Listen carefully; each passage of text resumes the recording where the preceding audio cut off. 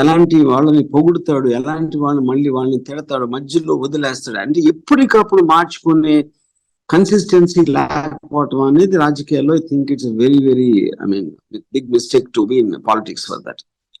So ఇప్పుడు రాను అది తగ్గింది అనేది. ఇప్పుడు నాకు ఈ ఓట్ షేరింగ్ లేకపోతే ఎంతో పర్సంటేజ్ అలాంటి డీటెయిల్స్ నాకు తెలియదు. But an average person also now is believing Pawan Kalyan it cannot be trusted. ఎందుకంటే తానే నమ్ముకోలేడు, వేరే వాళ్ళు ఎక్కడ నమ్ముతారు పవన్ కళ్యాణ్?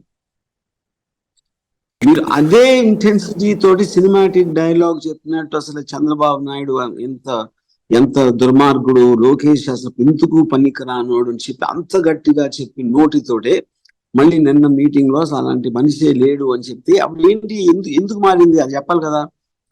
ఆ రీజన్ నుంచి ఈ రీజన్ కి రావటానికి మధ్యలో ట్రాన్స్ఫార్మ్ అయింది. ప్రజలకి కన్విన్సింగ్ గా చెప్పకపోతే ఇంకా ఆ మాట అతని మీద నమ్మకం ఎలా ఉంటుంది? ఇంకా క్రిందటిసారి 2019లో శివాజీ చేసినట్టున్నాడు ఆ పని, చంద్రబాబు గారిని పొగట్టమును మీటింగుల్లో.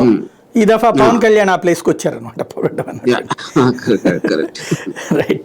ఇక ఈ వ్యూహం అనే సినిమాలో మీరు తీసుకురాదలుచుకున్నది జగన్ ఫస్ట్ పార్ట్ అంటే 2014-19 సిచ్యుయేషనా లేకపోతే బిఫోర్ సిచ్యుయేషనా? బేసిక్ గా వ్యూహం ఫస్ట్ పార్ట్ వైఎస్ఆర్ గారి డెత్ నుంచి ఆయన జగన్ గెలిచే వరకు ఉంటుందండి. సెకండ్ పార్ట్ గెలిచిన తర్వాత నుంచి సిబిఎన్ జైలుకి వెళ్ళే వరకు ఉంటుంది.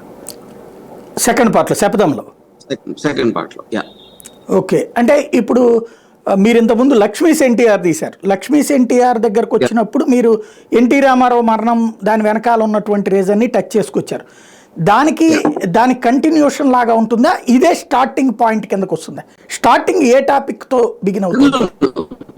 స్టార్టింగ్ ఈజ్ వైఎస్ఆర్ డెత్ అండి. అక్కడ నుంచి ఓకే, వైఎస్ఆర్ గారి హెలికాప్టర్ కూలిపోవటం నుంచి స్టార్ట్ అవుతుంది ఫిల్మ్. ఓకే. అయితే అక్కడ హెలికాప్టర్ కూలినప్పుడు జగన్ వాళ్ళందరితో 7 దగ్గర సంతకాలు పెట్టించుకున్నాడు అని మీరు నమ్ముతున్నారా? నేను నమ్మదు.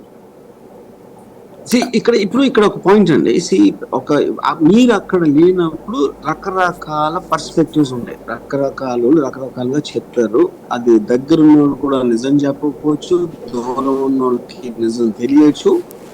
లేకపోతే ఇప్పుడు జగన్ గారి మనసులో ఏముంది, ఆయన దగ్గరతో ఏం మాట్లాడారు, ఆ కైండ్ ఆఫ్ డీటెయిల్స్ అనేది ఎవరికైనా తెలియటం అనేది ఇంపాసిబుల్. అప్పుడు మనం ఏం చేస్తామంటే